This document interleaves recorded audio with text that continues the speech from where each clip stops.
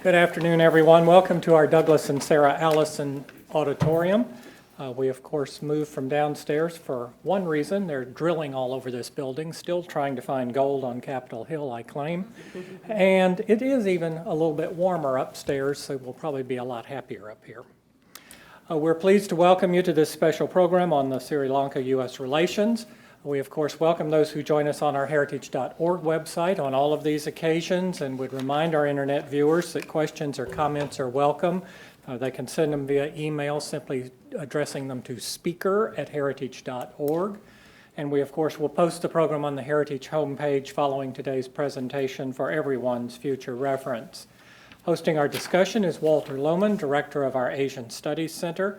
He also serves as an adjunct professor at Georgetown University, where he leads a graduate seminar on American foreign policy interests in Southeast Asia. Previously, he has served as Senior Vice President and Executive Director of the U.S. ASEAN Business Council. He's also been Senior Professional Staff for the Senate Foreign Relations Committee, as well as a policy aide to Senator John McCain. Please join me in welcoming Walter Lohman. Walter? Thank you, Jack. Well, thank you all for coming out. I know if you had to trek over here in 10-degree weather, that deserves a special recognition on behalf of folks interested in Sri Lanka. So thank you for coming out. The title of today's program is Resetting U.S.-Sri Lanka Relations Following a Landmark Election. Needless to say, the reference to election is the recent one in which Sirisena unseated President Rajapakse somewhat unexpectedly. I would say the peaceful transition of government there is very encouraging, as are, I think, some of Sirisena's possible course corrections. I don't need to tell the audience here that Rajapakse had a number of downsides to his leadership that have been fully explored, and we may actually touch on a little bit today. But the main purpose of the program today is to look ahead at expectations and the many hopes for the new administration in Sri Lanka, and we've assembled an excellent panel to help us do that. All of them, actually, in the case of Human Rights Watch, John Sifton and Meenakshi is a guest here in working on our Sri Lanka project, really. But all of these folks are part of our ongoing U.S.-Sri Lanka dialogue that we're cooperating with Armitage and Associates and is led by Deputy Secretary of State Richard Armitage. All of them are involved in that project as well. That project has been in work for about 4 or 5 months, and we'll put out a complete, comprehensive report on recommendations for the relationship in the next few months, probably after June sometime.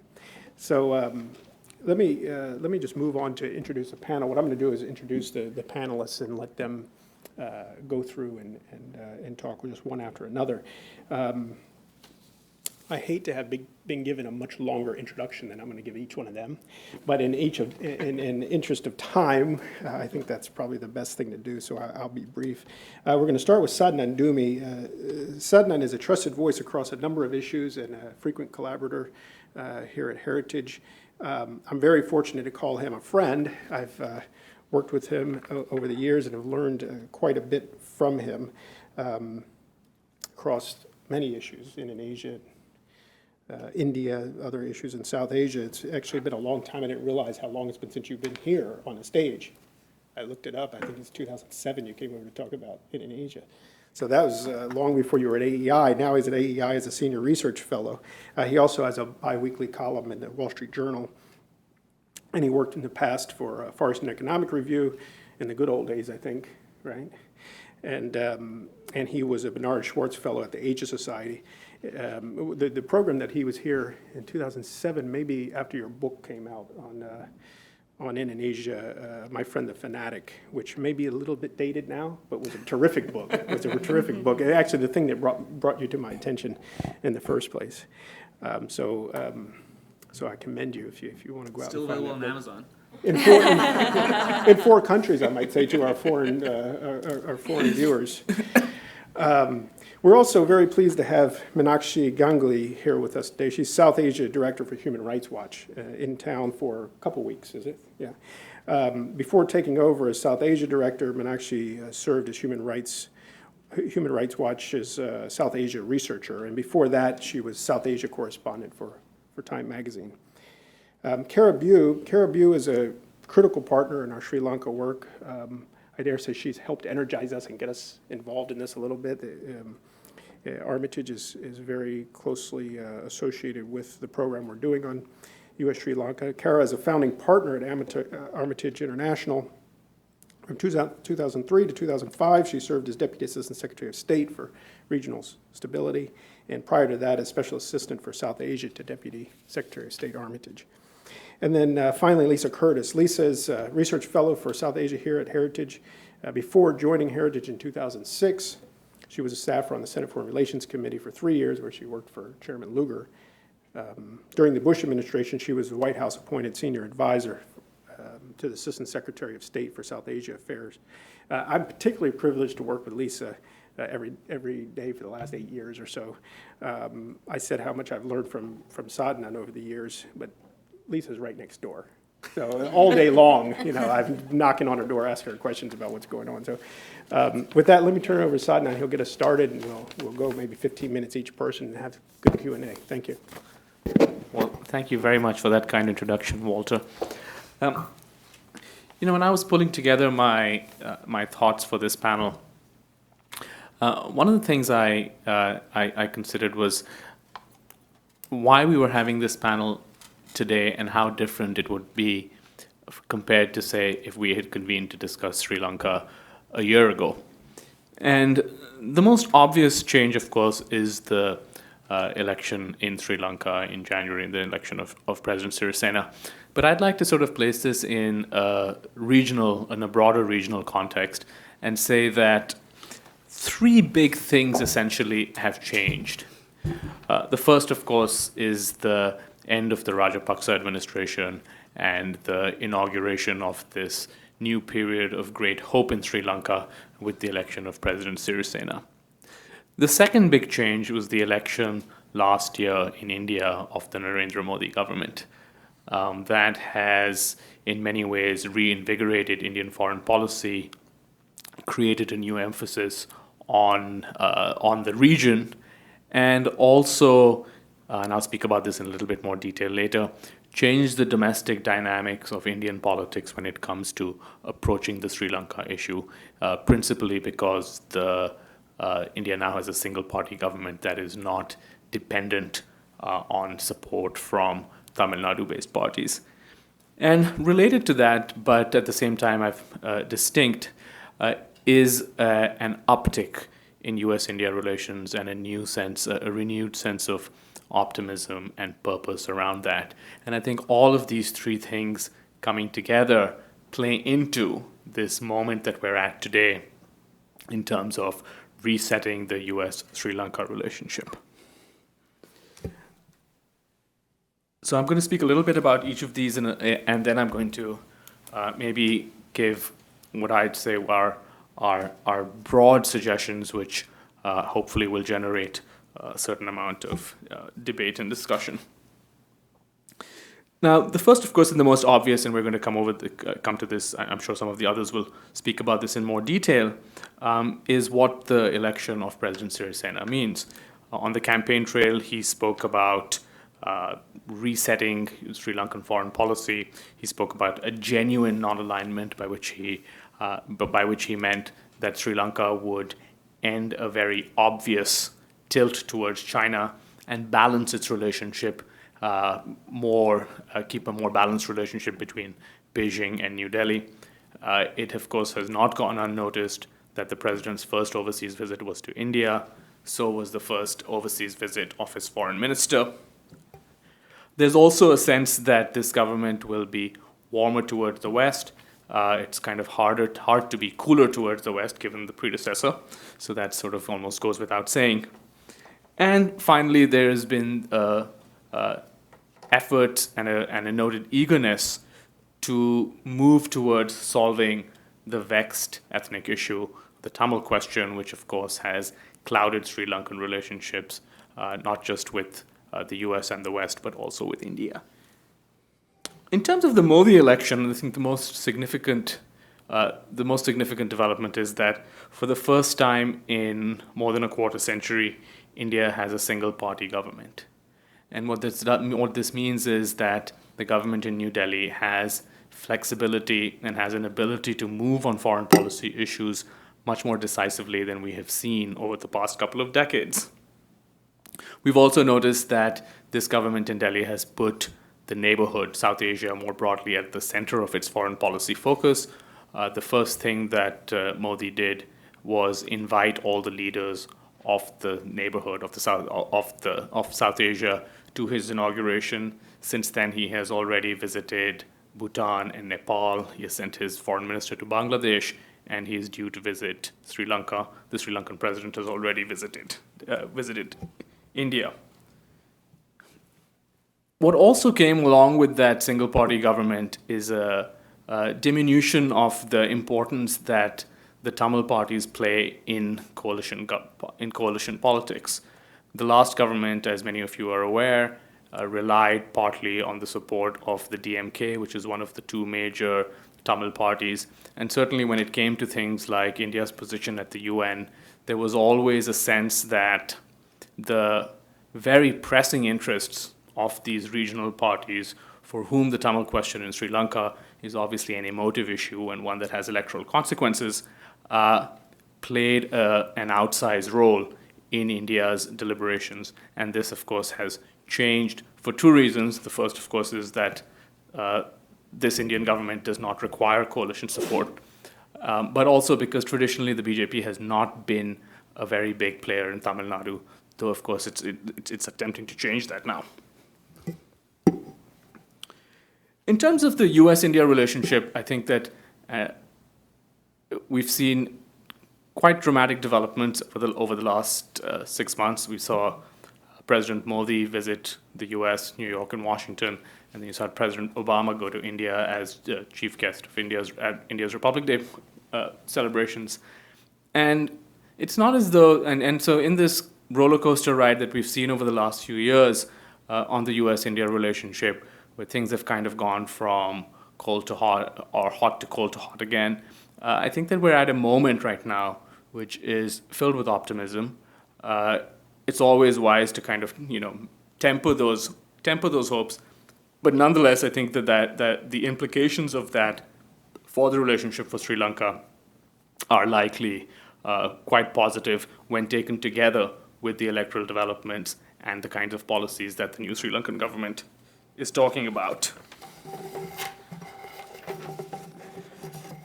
So if I were to sort of look at this in terms of what would be the 3 or 4 things that I would suggest that we can do with these changes, these very large political and geopolitical changes that we have seen play themselves out in Sri Lanka and in the region more broadly. The first, and I'm going to put this on the table, and it is somewhat provocative, is that I think that this is an opportunity for our US foreign policy towards Sri Lanka to be less one-dimensional. And I say this, mindful of my old friend Meenakshi on my left, that by that I really mean that over the last several years, human rights has really dominated the conversation about Sri Lanka. This is, of course, not to say that it's not important, but it has turned, this is in terms of the attention, in terms of the expertise, in terms of what we have really sort of talked about when we've spoken about Sri Lanka, it has, to a large extent, been dominated by the events of 2009 and by questions of accountability and so on. I think that we're already beginning to see a readjustment. I think that this is an opportunity to fundamentally reset the relationship in the sense, not in the sense that human rights ceases to be important, but in the sense that it becomes more of a normal relationship where human rights is one of a basket of issues and not an issue that completely dominates the basket. The second, and this is, of course, is a perennial and it's related to the first, is how do we start thinking of Sri Lanka, Sri Lanka's role as part of the so-called rebalancing or pivot to Asia. There are implications.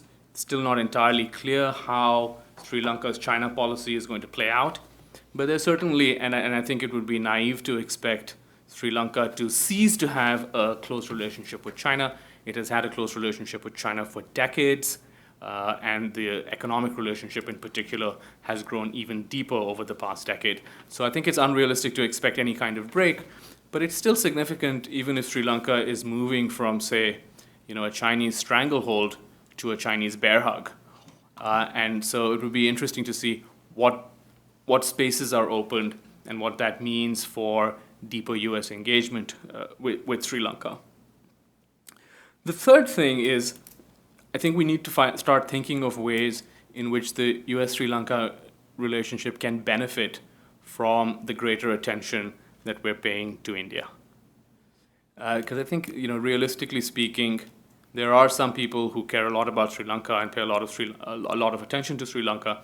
But if we start placing this in the context of an energized policy towards South Asia, of which India is at the heart, there should be ways in which the Sri Lanka as a country and the US-Sri Lanka bilateral relationship are able to piggyback or benefit from that in terms of greater attention and resources. Finally, I'm going to end with a couple of caveats, which are really more questions than conclusions before summing up. The first, of course, is how stable is this current political arrangement in Sri Lanka? In many ways, this election, at least for an outside observer, seemed more like the coalition that won had a feel of essentially anybody but Rajapakse. They were bound more by what they were opposed to than by what they stand for. And it remains to be seen how coherent a government this is going to be, what kind of policies they're going to be able to put in place. The second sort of question mark is about how stable some of these political changes I've spoken about in India, which affect its outlook towards Sri Lanka and affect the room that we have for cooperation between the US and India on Sri Lanka also, how stable they're going to be. I would say that for now, compared to 2012 or 2013, the shadow of Tamil politics over Indian Sri Lankan policy has receded significantly. But I would say that some of these issues are just structural and they're baked into Indian reality. And any party and any government, including the Modi government, is really going to eventually has to take into account Tamil public sentiment. So I think that's another thing to sort of keep in mind as a caveat.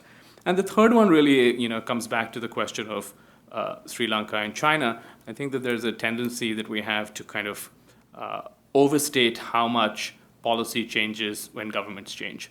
This is not to say that this is not a significant election. It's an extremely significant election, not least because it says very positive things about the depth of Sri Lankan democracy.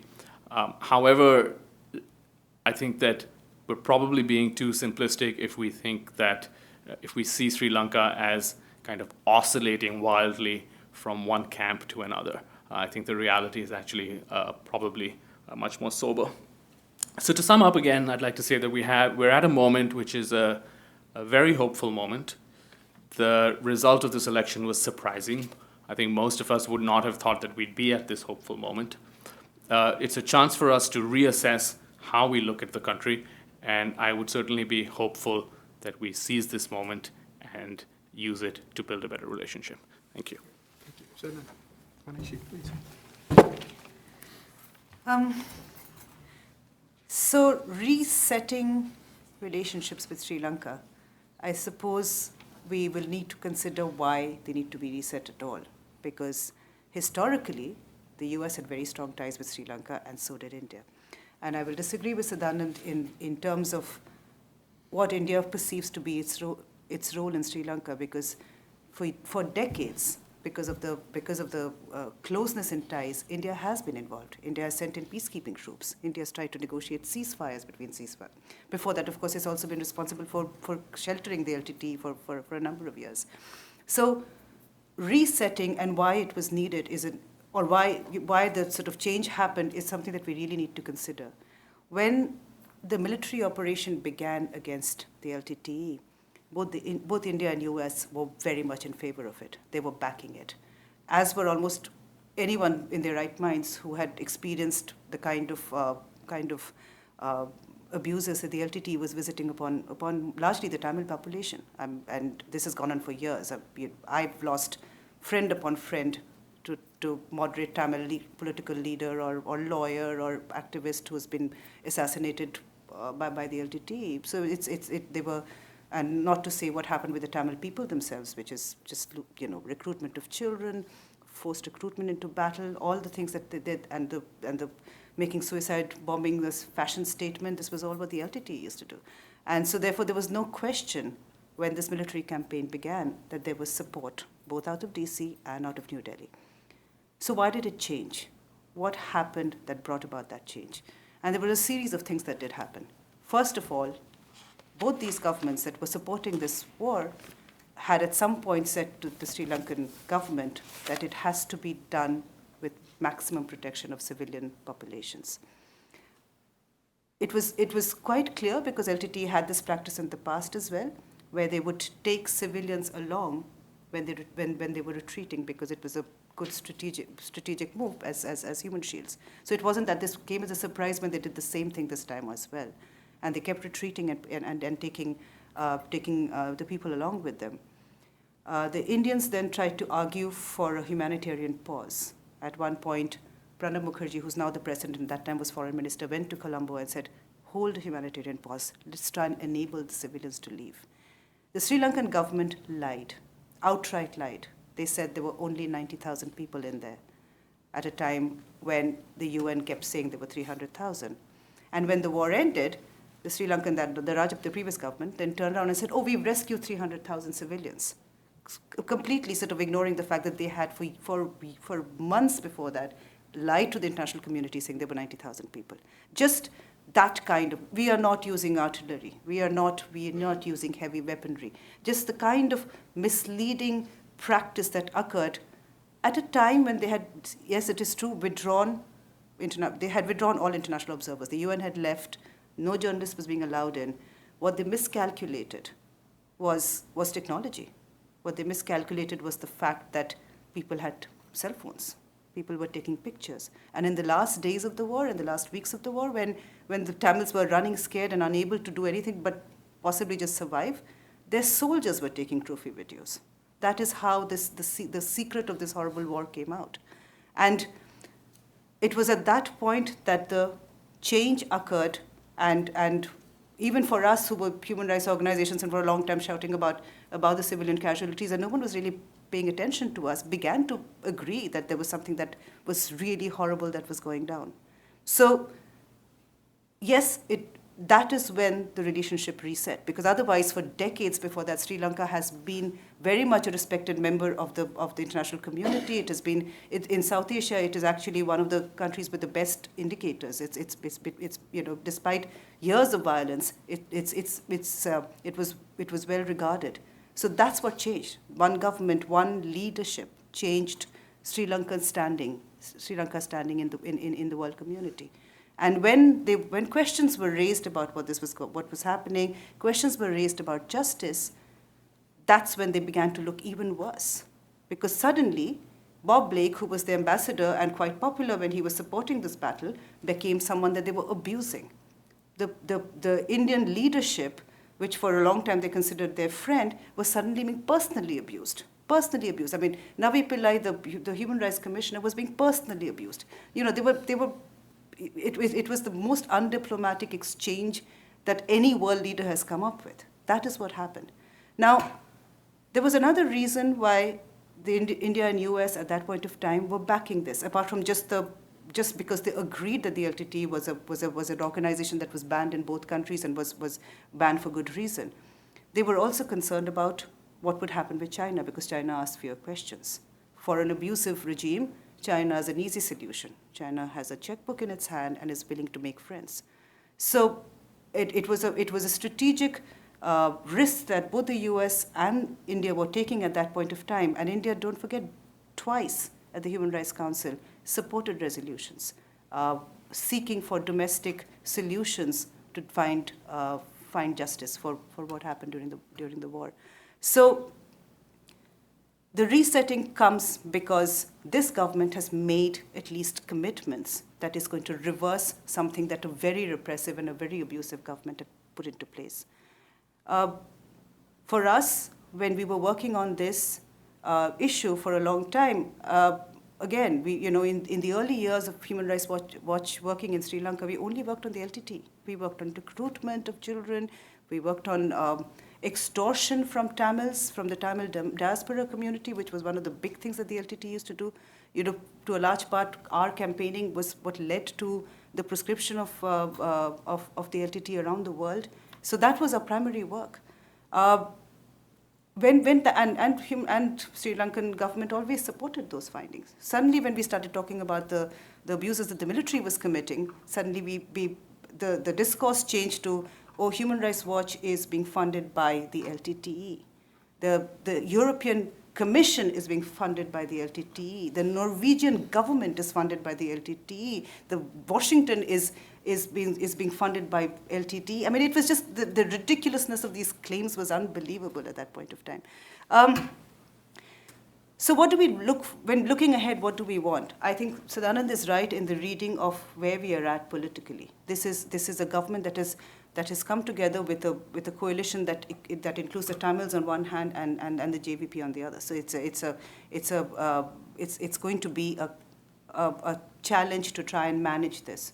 It's also therefore Sri Lanka's biggest hope, because what has happened is that in the exercise of trying to prove itself to be the victor over in a war, the Rajapakse government managed to divide the people. This was never about Tamils and Sinhalese. It was about LTTE, which was a nasty group. It wasn't about Tamils, and he managed to create an ethnic divide, which is now has to be healed. And this government has come in with the promise of doing just that. The Rajapakse government also managed to make another, or at least not take action to stop the Buddhist groups, the extremist Buddhist groups that started targeting the Muslims. Again, something that this government has come back and said, yes, we must address the minority Muslim rights. All really important things. Other things that this government, that the new government has said, which are really encouraging for us. They have said they're going to reevaluate all the detention cases under the Terrorism Act, because these are people that just vanished into some dark hole. They have said that they're going to reconsider land rights and try and return lands that were taken over by the military. Very important. And these are steps that have certainly served to reassure their older friends, their friends in Washington and their friends in Delhi and elsewhere. Now the question remains about what this government will be able to do in terms of providing justice for the war crimes that might have occurred, the violations of laws of war. And our solution, we welcome the fact that the government has asked for more time because they want to try and take steps. That's great. We hope those steps will be tangible, good steps that will reassure the people that have survived this war, people that witnessed this war, people that lost loved ones to this war. We hope that before the September, the High Commissioner has said that by September he wants to see credible steps taken. We hope that there will be an accountability mechanism that will come up, which will be a solution that appeals to the Sri Lankan people, first of all people, all of them, and also has with it enough strength to withstand some of the challenges that exist within the system, because the abusers in that system still exist. The army is still there. The people that committed these crimes are still there, and there has to be some way in which the mechanism, the justice mechanism, is able to withstand those pressures and is able to bring to justice the perpetrators of such horrible crimes that occurred during that war. Where will that leave Sri Lanka in the world?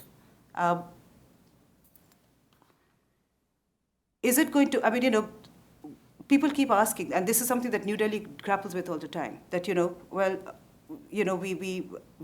have we lost them because of the two resolutions that India supported? Did that push Sri Lanka away from us and towards China? It's something that is discussed a lot in India. And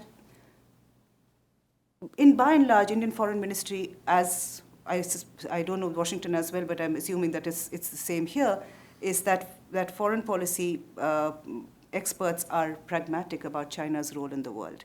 China supports a lot of interesting characters, and in the end, countries choose their friends.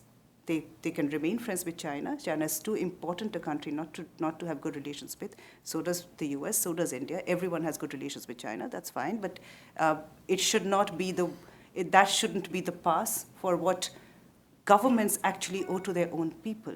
And what governments owe to their own people is justice for what goes wrong.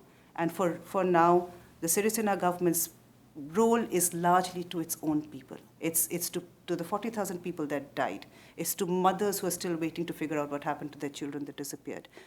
Personally, to me, it's Sunila who also had to leave the country when she was sick, fighting for justice because she was so worried that she was going to be targeted.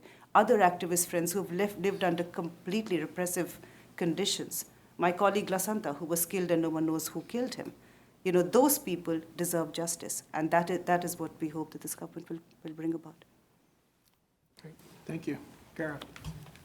First of all, I'd like to thank the Heritage Foundation for hosting this event on Sri Lanka.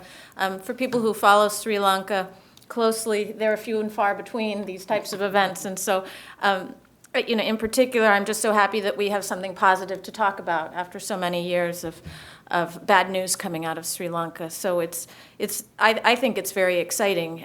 You can look at the election results, and as Adnan had said, sometimes there is the inclination to look at it in black and white terms, and on the ground, perhaps these election results are a little more complex, and perhaps the government may be shakier than some people are giving it credit for. But I do think the fact that the Sri Lankan people went and voted out authoritarian rule in a democratic and peaceful way is worthy of a lot of excitement and credit to the people of Sri Lanka for having done that. So really happy that we have this to even talk about, because several months ago, when we looked at these elections coming up, many people couldn't believe that the Rajapakses would be gone, or if they were elected out, that they would leave. So we're light years ahead of where we were last year, and I'm very happy to see that. For my part, what I'd like to talk about is what the U.S. can do. The Sri Lankan government has a lot of work to be done. They need to pull back the authoritarian rule that has existed over the last 10 years. They need to build up their institutions. They need to address their economy. And of course, they need to address the justice issues coming out of the terrible violence. And so that is a heavy burden for a government, a coalition government, no less, that has quite a few different opinions about how to move forward. So for the U.S. part, I mean, it's all within our mandate to support a democratic country who's trying to do good. And from everything we've heard from this new government, they have those intentions in mind. And certainly some of the steps that they've taken most recently, suggest that they're a moderate government hoping to build Sri Lanka in the manner that all of us hope for. So I truly hope that the U.S. will begin to take Sri Lanka and its issues, in a more serious way and in a broader way than it had. Of course, during the Rajapakse years, really the only hook to the relationship was the human rights hook, as Adnan said. But this new government does provide us an opportunity to broaden the engagement. And what I'd like to propose in that regard is I'm hopeful that the Congress and people in the administration can begin to think of a roadmap to better relations. I don't think the United States can do a complete 180 on the relationship, and I don't believe that Sri Lanka can as well. But if we all take the optimism we have now and start thinking through methodically how we can improve our relationship, I would really hope that we could do that. Some of the steps, Lisa and I have talked about this quite a bit, and we've come up with a few initial steps that might jumpstart a resetting of the relationship. And I'll just put those out now, and of course we can debate them. But one of the first things we talked about was perhaps the administration could invite President Sirisena to the U.S. It would allow the administration to suggest that it's turning a page on this country and our bilateral relationship. It would also be our hope that we could use that occasion to then press Sri Lanka on the things that it will need to do, and then work with Sri Lanka on ways that it can help accomplish some steps, whether it's on reconciliation and accountability or its economic situation. But a visit would go a long way to shoring up at least the Sri Lankans' confidence that we're hopeful too about their future. Another idea that we had was to encourage more U.S. investment. Obviously, China has bankrolled a number of very large projects in Sri Lanka over the years. But China doesn't need to be Sri Lanka's only friend, nor economic major partner. So I think it would behoove the U.S. to start talking to businesses and encourage foreign direct investment, or at least encourage the exploration of what foreign direct investment might make sense in that country. Again, the government will have to deliver on some promises associated with economic inequity in the country. And as much as social justice will be important moving forward, I think economic justice will go equally important in terms of shoring up stability for the country. So if we can focus a little more on the economics, that would be good. A third idea has to do with mill-to-mill engagement. The Sri Lankan army deserves a lot of credit for stepping aside during the elections and for not doing the Rajapakse's bidding. The U.S. has an interest in mill-to-mill engagement. Sri Lanka is a strategically placed country, and we have had a history of mill-to-mill engagement there. So it would be, I think, very helpful if we could restart those relationships and restart them again in an incremental fashion, perhaps with some security assistance associated with military reform. Something along those lines. You don't open up with a lot of military equipment, but perhaps starting to help the Sri Lankan army think about getting back to a peacetime footing and not such a militarized wartime footing that it maintains today. The other idea is to work with other like-minded countries.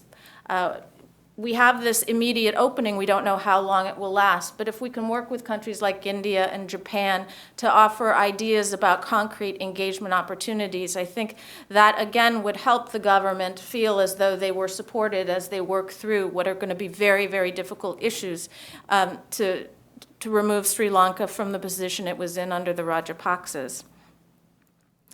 And on the question of human rights and reconciliation and accountability, I truly believe that more space is created by U.S. involvement than not, in the sense that if we can get this government more comfortable in it being able to deliver what it needs, I think then it will have more standing to move forward in terms of addressing the needs of the people following the violence. And so I am fully supportive of a fresh look at U.S.-Sri Lanka relations and hope that the administration and Congress will start to think about the possibilities to bring this country back into our fold and us into theirs. Okay. Thank you all for coming today. And it's always difficult being the last speaker, but hopefully I can sort of sum up all of the wonderful comments that have already been made. As Walter mentioned at the outset, the Heritage Foundation has been conducting a track 2 or unofficial dialogue on Sri Lanka since November. And I just note that because we will likely come out with a report sometime in the June-July timeframe, recommendations for improving the relationship, moving forward with the relationship. And we did start this before the election. So certainly that's going to impact our report, but we are happy to say we have been engaged on Sri Lanka issues for several months now. So, there is tremendous hope for the future of Sri Lanka as well as the future of the U.S.-Sri Lanka relationship following these elections. The new government has already made some very important steps with regard to promoting ethnic reconciliation, strengthening democracy, and improving human rights in the country. So I just want to kind of go down a list just so I can sort of bring home the fact that this government is already moving in a very positive direction. So the government has talked about its plans to introduce the 19th Amendment to the Constitution to empower independent commissions and the judiciary to root out corruption. This was a very serious issue. This is one of the reasons that the Rajapakse government, or Rajapakse was voted out because of these tremendous corruption, nepotism issues surrounding his rule. The new government's also planning to remove Article 18 of the Constitution, which had scrapped presidential term limits. This was done by Rajapakse after he was elected to power for a second time, and was very problematic, very worrisome to all of Sri Lanka's friends in terms of moving the country in a more autocratic direction. So this is going to be a positive step by the new government. The replacement of the retired military officer who was the governor of the northern province, the Tamil-dominated province where the Civil War had mostly occurred, and was replaced by a former diplomat. So this sends a positive signal to the Tamil community. The government is in the process of reducing some of these security zones in the north, and as Meenakshi pointed out, returning land to original owners. And there has been a new Chief Justice that has been installed from the minority Tamil community. This sends another positive signal to the country about this government's interest in reconciliation. And also, I don't think we can overstate how important that the initial signals that have been sent to journalists and with regard to this government's interest in protecting media freedom and introducing a Freedom of Information bill, unblocking several websites. These all send a very initial positive signal to the journalist community. Now, the government has said it will conduct a domestic investigation into human rights abuses. Of course, we don't know how far this investigation will go yet. We don't know whether it will meet international standards for accountability. I just spelled out many reasons why we have reason to be optimistic, but we don't know for sure yet what those steps will be. And it's quite significant that the UN Human Rights Commission has decided to delay the issuing of its report. It was initially going to release the report in March and has agreed to wait till September. But at the same time, this, of course, doesn't mean the government's off the hook. It's still going to be important for the government to demonstrate concrete forward movement with regard to human rights issues within the next 6 months. I think the government has bought itself some time with the delay of the UN report, but at the same time, the UN is going to expect more cooperation from this government than was expected from the Rajapakse government. Let me say a few words about the government's new foreign policy orientation. There has been a clear indication that this government wants to re-engage with the Western powers, with the U.S., Japan, European countries. India, I don't think re-engage is quite the word. I think it's been a bit overstated in the media in terms of the balancing between China and India. I think the Rajapakse government had a relationship with India. It was beginning to falter because of some things that had happened in the more recent past, particularly the fact that Chinese submarines were docked in Colombo port on 2 different occasions. I think that was particularly alarming for India, since Colombo's in India's backyard. But at the same time, so there's definitely been a shift in terms of signaling that Sri Lanka is going to maintain engagement relationships with India, with China, with other countries on a more equal footing, given that Rajapakse had cozied up to the Chinese. And certainly the Sirisena's visit to India shows this. He had wide-ranging talks. Many agreements were signed, particularly agreement on civil nuclear cooperation. And I think this is quite significant because it shows that New Delhi is taking Colombo seriously, that it sees Sri Lanka as a strategic partner. And the fact that Prime Minister Modi has agreed to visit Sri Lanka next month is also quite significant. This will be the first bilateral visit by an Indian leader since 1987. So clearly India is signaling that it wants to sort of reinvigorate ties and make Sri Lanka a strategic partner with India. But as I was saying, the change in the nature of Sri Lanka's relationship with China may be more subtle than initial media reports had speculated.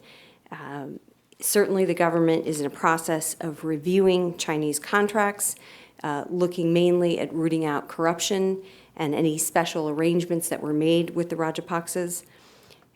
But Sri Lanka derives many benefits from its ties to China, and these are far too many for it to, cut ties in any substantial way. What I think we are likely to see is the government, toning down the relationship, avoiding provocative incidents like the docking of Chinese submarines at its ports, but still welcoming Chinese assistance in infrastructure projects. And of course, the Chinese construction at ports, this Port City project that we've been hearing so much about, this $1.4 billion real estate development project near Colombo Port, has drawn a lot of attention. The Indians see Chinese investment in the ports as offering a dual-use purpose for them, not only serving their commercial interests, but also facilitating Chinese military goals in the region. So the government is in the process of reviewing this Port City project, unlikely to scrap it altogether, but certainly I think we'll see the nature of the Chinese-Sri Lankan relationship changing to a large degree. So in terms of the future of the U.S. relationship with Sri Lanka, I think we can definitely say that the election of the Sirisena government has breathed new life into that relationship. And Kara has spelled out several of the steps that the U.S. Should consider in doing its part to revive the relationship. But I think to keep up this positive momentum, we will have to see steps from the new government to show that it is cooperating with the UN investigations. And so far, so good, I would say, on this front. But I think we'll need to see, actions that show it's dealing with the human rights concerns in concrete ways, prosecuting those who are guilty, investigating disappearances, and as Meenakshi pointed out, these are all going to be very important over the next 6 months. And for the U.S. part, I agree with Kara, we need to think about changes that we can make to encourage the positive momentum that's already underway in Sri Lanka, such as reviving our military-to-military ties, possibly considering reinstatement of the Millennium Challenge Corporation, the MCC assistance programs. I think these are all steps that the U.S. should be studying and looking at, and I'm happy that we have had the opportunity to talk about this today. And I also just want to end by saying I agree with the points that were made. I think Sadhana and Kara both made the point that this is an opportunity to broaden the relationship. Human rights, democracy, extremely important, the most important goals for the U.S. in the region. But at the same time, Sri Lanka holds a very geostrategically important location. And we need to think about ways to engage Sri Lanka in a number of fronts, whether it be in maritime cooperation, the economic relationship. I think we need to consider pursuing these different aspects of the relationship at the same time. Thank you. Thank you, Lisa. Let me open it up to questions.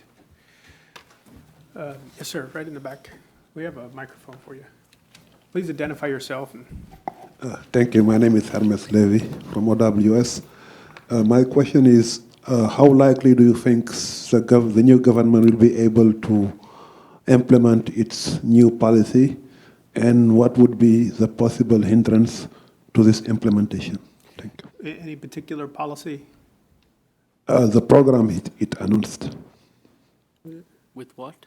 Sorry, didn't miss it. It's a new program. It's the promise of the government made during the election. Oh, all the various promises made during the election. You want to start, Sada? That's a very big question.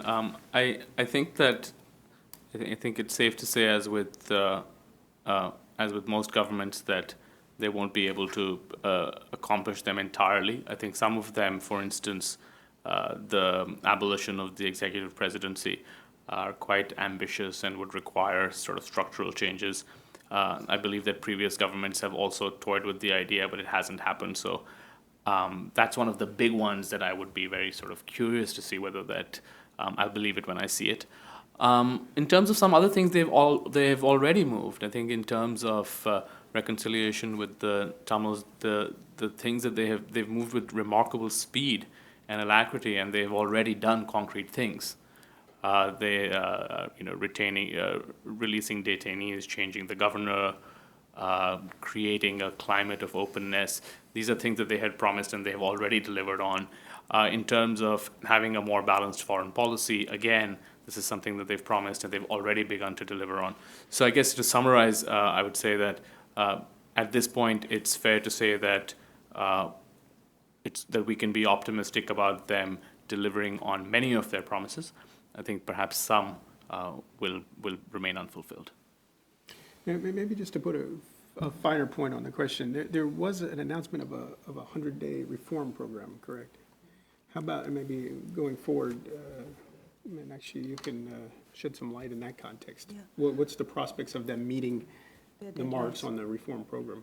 Well, I would actually agree with Siddharth. I think they've done a lot to try and keep with that 100-point reform program that they've started to do. Certainly, I mean, just in sheer practical terms, just going to Colombo, going to Sri Lanka, you can see the difference. You can just, it's like a heavy weight has been lifted from people's shoulders. People are just smiling a lot more. It's just that. So there definitely is just it's a visible thing. What's going on right now.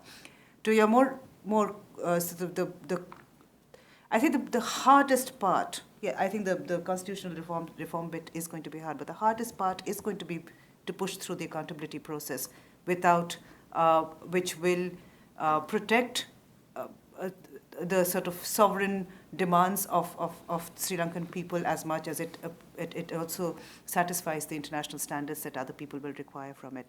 The good thing that has happened, and it's the resetting that we're talking about, is that from a very defensive and aggressively nasty defensiveness that the previous government had, this is a government that is repeatedly reaching out. It's, the foreign minister has been going from capital to capital, trying to talk to people and asking for help to find solutions. And that's really a positive step also.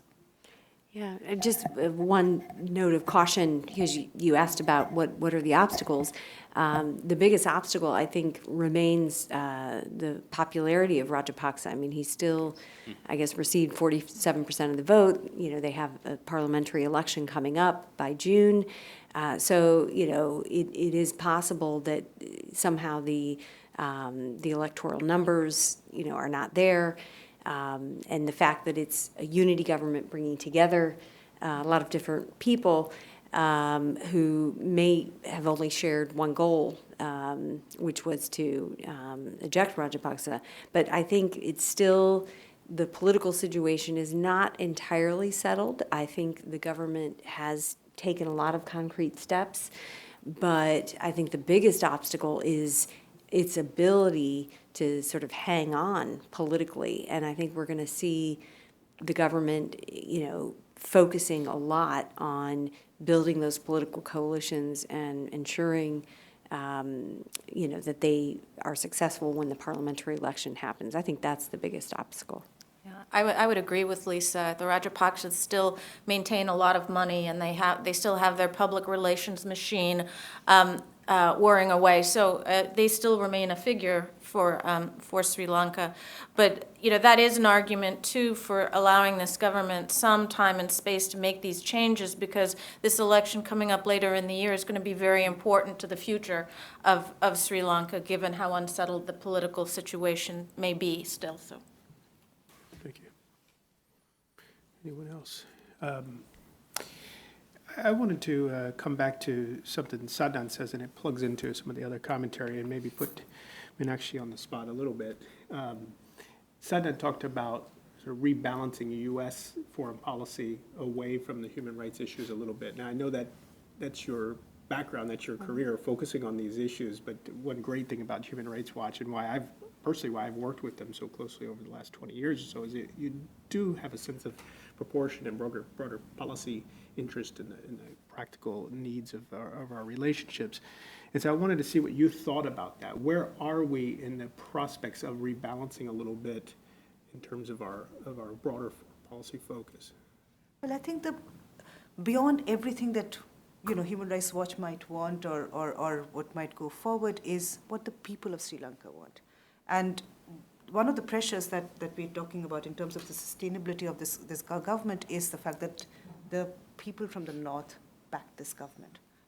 Tamils voted this government, and therefore they will expect something concrete by way of justice. And if you look at Sri Lankan history, it's almost interesting how the Tamil, the Elam movement even began, the secessionist movement even began. It began with some very basic discriminatory practices that previous governments adopted towards the Tamil population. And it kept spiraling, this sort of exclusion that happened with the Tamils, to the point where, of course, it ended up in the brutality that killed 100,000 people. So to reverse that and to try and bring back politically the space for Tamils and the space for Tamil rights, it'll be crucial to try and make this happen. And in that, just the sheer practicality of it is that human rights will have to be a part of it, because it cannot not be. It's the fact that there were Tamil women lying there with their trousers under and on their ankles is not something Tamil people are going to forget. They will want justice. It's not, I will want justice just because I'm a woman. But, there are just too many layers of this that men can want justice too. Yeah. It was this kind of, people always say wars are ugly and things happen in war, but this was a particularly ugly war. This was a particularly nasty war. And it went on even after the fighting. We documented torture that continued of Tamil detainee suspects even after the fighting, which included torture that included sexual violence. So, there has to be a lot more that needs to be done. Yeah, thank you. So I have just two quick comments and a little bit of pushback. The first is just sort of to piggyback on the idea that the Tamils in the north overwhelmingly voted for this government. That's of course true, but actually in some ways that makes it kind of trickier, because this is a government that was elected without the majority support of the majority community. Mm-hmm. which automatically means, so since so 47% voted for Rajapakse, that means more than half the Sinhalese voted for him. So that, so how far that this government can go, to satisfy minority sentiment is going to be constrained by majority sentiment, and so we don't know where exactly that's going to fall. The second thing is, I think there's a little bit of a tension running through this on this conversation, because one view is that, well, listen, these guys have started well, and maybe we should just give them some more time, but our priorities remain the same. That's not what I'm saying. I'm saying that our priorities should now be different. So this is not to say that human rights goes away, but in the US relationship with India, human rights is not the number one thing. In the US relationship with Pakistan, we don't say, well, deal with your problem with the wholesale slaughter of Shia first, and then we get to all the other questions, all the other security and economic questions. I think that has been the case since 2009, for good reasons. And so it's not so much a question of, well, so what I'm arguing is not simply a question of let them have more time to accomplish exactly the same, to get to the same checklist. What I'm saying is maybe it's time to reorder the checklist. This is not to say that human rights goes away. Obviously, it's always going to be part of a checklist, but it shouldn't be in the same place. And I think that's a distinction that's certainly worth talking about. Of course, and I think that is the practicality of almost every strategic relationship, and I'm sure Kara will have more to say on that. But eventually, I think a lot of governments, even when they're looking for investment and all the other sort of things that they want to, the mills and so on, all that they want to look at, they do want to look at structural issues in a particular state, and a state that has been through so much violence. If it doesn't have a concrete method by which it builds stability, which requires some amount of justice, it'll almost always be unsettled. I mean, the mill argument, for instance, I almost always argue just the same thing. I'm saying, if you have relationship with a military that has not been able to sort out its own military, the Sri Lankan military needs to resolve the fact that the soldiers behaved in such a terrible manner, and unless that happens, for DoD to even try and engage with this will require a lot of benchmarks to try and weed out some of these people. So that process has to happen. Yeah. Well, and that's why I talked about a roadmap and something where actions beget actions. Yeah. And it's not just to say we should just do military to military engagement, but we should think carefully about what those benchmarks are. What does a proper military look like in Sri Lanka at peace? What makes sense? And then help support those goals. I mean, it's in our interest too to have those relationships built back up. So yeah, I think with Sri Lanka, I mean, I had a full-throated defense of why we need to rush in and help out, but the reality is it does need to be in a methodical manner where we take steps after they've taken steps. And so far they have taken a few steps, and it would be worthwhile for us to kind of, open up a little bit and start doing some of our own. But the idea being that it's a roadmap. It's not something all at once. Did you have something else to add? Well, I guess I'm sort of the other thing that strikes me is this idea that this was the worst case of human rights abuses. And this is not to minimize the fact that truly horrible things happen, but I think a lot of that is a function of frankly of technology.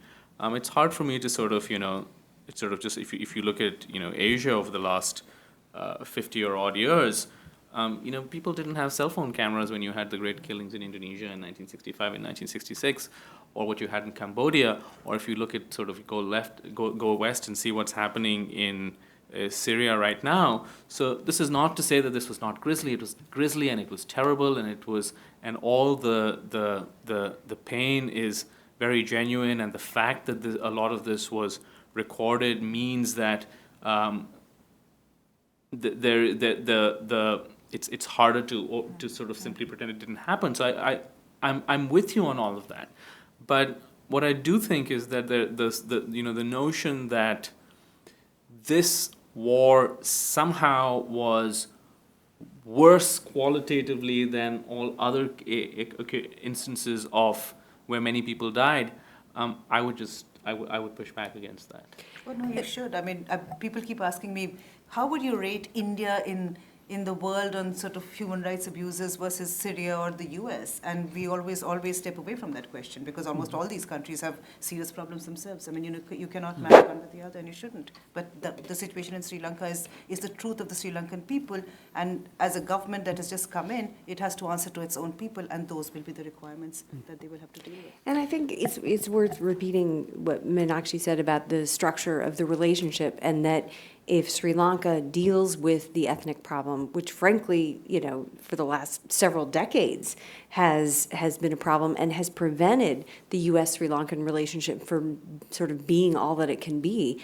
If you go back pre-2009, the Civil War was a hindrance for U.S. investors.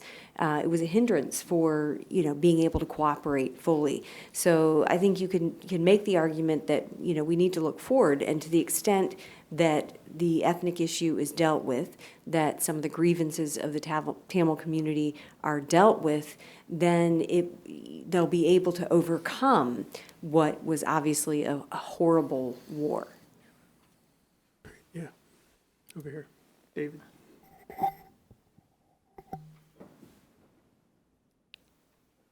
Right behind you. Thank you. David Sedney, formerly with the Department of Defense. I'm far from a Sri Lanka expert, but I've spent some time there.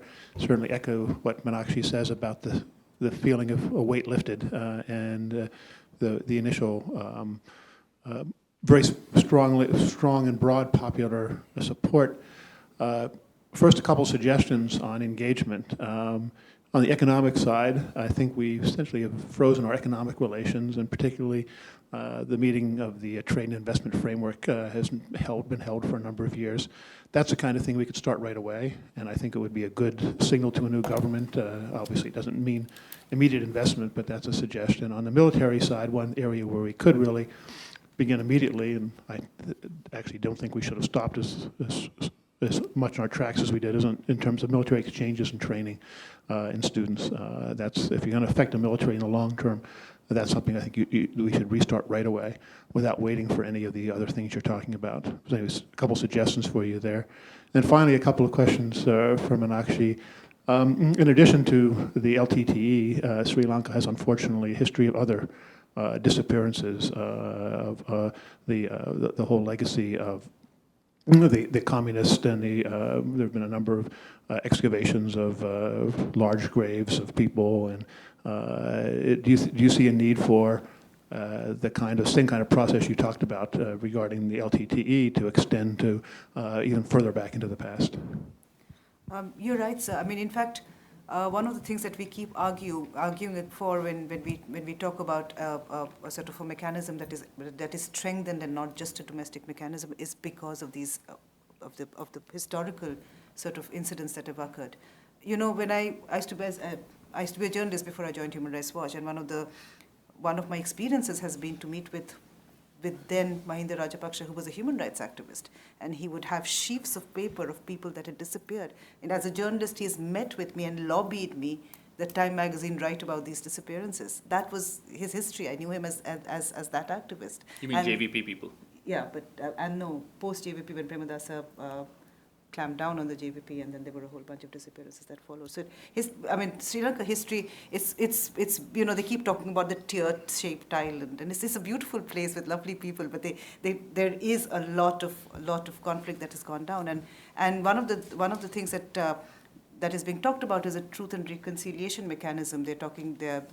Even the previous government started talking to South Africa about it, and that time, of course, it didn't go very well because it seemed like a whitewash effort. But they are talking again, and hopefully that mechanism will be one that will be broader, because some of the things that you're talking about in terms of just how much people of Sri Lanka have suffered and what that is done in terms of divisions has to be healed through a process as well. That takes into account even the previous abuses and violations. I have a quick response. I have just a quick. I'd say that two things. The first is that in terms of the numbers are much greater in terms of the Tamil question, of course, than compared to the interest in Ali's disappearances and so on. In the end, yeah. But the other, and I think this actually raises an interesting debate, which is how much do you emphasize accountability and how much do you emphasize reconciliation? And I think where most countries in the region have done a pretty good job, or what they're better at is reconciliation, and what they're not so good at is accountability. And I think that part of the debate about where human rights figures in an approach to Sri Lanka includes what do you emphasize.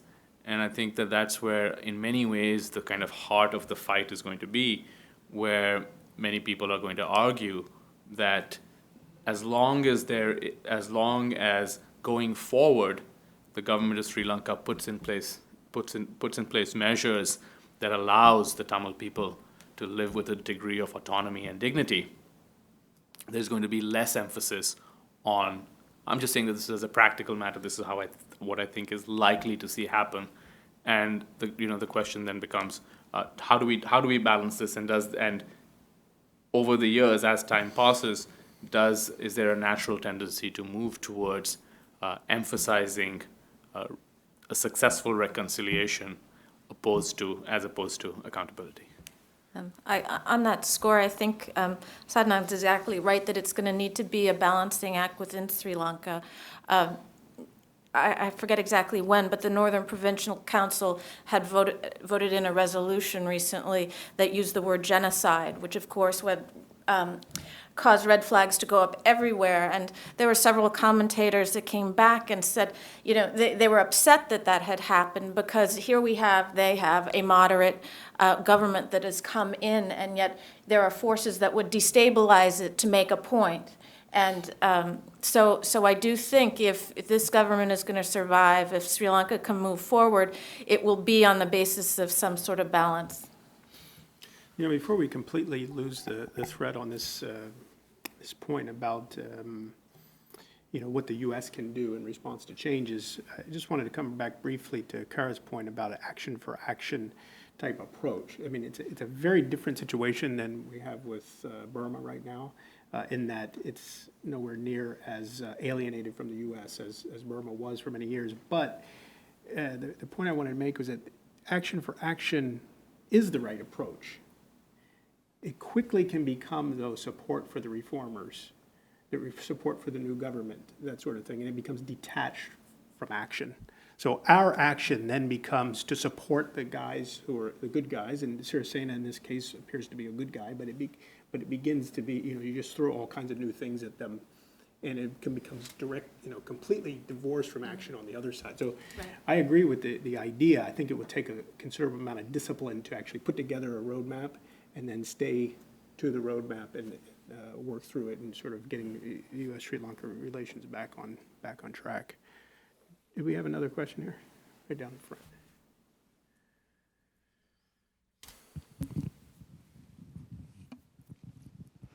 Hi, Miriam Young with the U.S. Council on Sri Lanka. Thank you for all of your presentations. And I think we have seen positive signs, and we do need to give more time, I think, to the government to see what they in fact can do, because it is early days. But I think we do need to watch that, because there have been a few signs, but many things that probably could have been done by now, which also have not been done. And I would just correct you that no detainees have been released. No list even of the names of detainees has been given yet in the public sphere. As far as I know, no exiled journalists feel that it is safe to return. And one of the statements made by the foreign minister about journalists being free to go anywhere they would like, that's actually not true. They are still stopped. In terms of the land reform, giving back land from the high security zones, there has been an announcement, but nothing has happened. And I think that's something one needs to watch very, very carefully. There are there are thousands and thousands and thousands of acres of high security zones where no families have been allowed to return. Other than the announcement, no details were given whatsoever. And finally, I actually also asked in a couple of public fora about the military and any kinds of reforms going on. And the foreign minister said that the military had been returned to barracks completely and would have no more involvement in civilian life. That is also not true. They are still very actively involved in the North in all kinds of civilian activities, handing out prizes in kids' schools and things like that. So I just want us to be a little bit careful. And I'm not criticizing the foreign minister. I think he has very good intentions. But we really need to see what is happening on the ground when we are kind of watching what's happening and what improvements are being made. And finally, I'm very deeply troubled by the conversation we're having on sort of human rights and accountability. First of all, because we are talking about it as human rights issues or human rights problems, and it may be a matter of semantics, but I think in the case of accountability and what did happen at the end of the war, it's much more than human rights abuses. We're talking about crimes against humanity and war crimes. And when such crimes are alleged, and it's not just, alleged, there have been very credible reports that have come out from the United Nations and elsewhere. There's plenty of information already out there, even without the Human Rights Council's report. That really is something beyond just a few, human rights problems. That is something that goes beyond borders. That's where the international community needs to care about accountability in addition to the people in Sri Lanka. So I really do not think that that's something we can, put on the side or say it needs to take less of an importance. It's important to everyone about that. It's something that I think all of us should care about. So I just would like to make that point. Thank you. Great, thank you. Maybe in response to that statement, each of you can sort of offer some wrap-up thoughts and close. You want to start, Sadhana? Sure. My point is really not, has not been to say that human rights ceases to be part of U.S. foreign policy, but I do think that this is an opportunity to reset where it is in a set of U.S. priorities. I think that this is a huge opportunity for the U.S.-Sri Lanka relationship. I think that the new government has started on a positive note. So I do take your point about looking beyond announcements and looking at specifics. I think that is something very important to pay attention to. But I guess what I'm trying to say in a nutshell is that is it time to have a more normal relationship with Sri Lanka the way that the U.S. has relations with many, many other countries in Asia? And that essentially is my position. Thank you. No, thank you so much for saying all that you have. In terms of as I said, a really a visible sense of liberation really in Colombo, that has happened. Yeah, and I was just going to follow up with that, but is it translating really into something that people can now believe is a permanent sort of, change? No, I think many more steps need to be done. There's an added problem. The foreign minister has said a lot of things. We don't really know how much power he has yet. So there are all these things. But the fact is that it is definitely a change from where the previous government was situated and how they were approaching this whole issue in terms of outright denial or reverse allegations at people.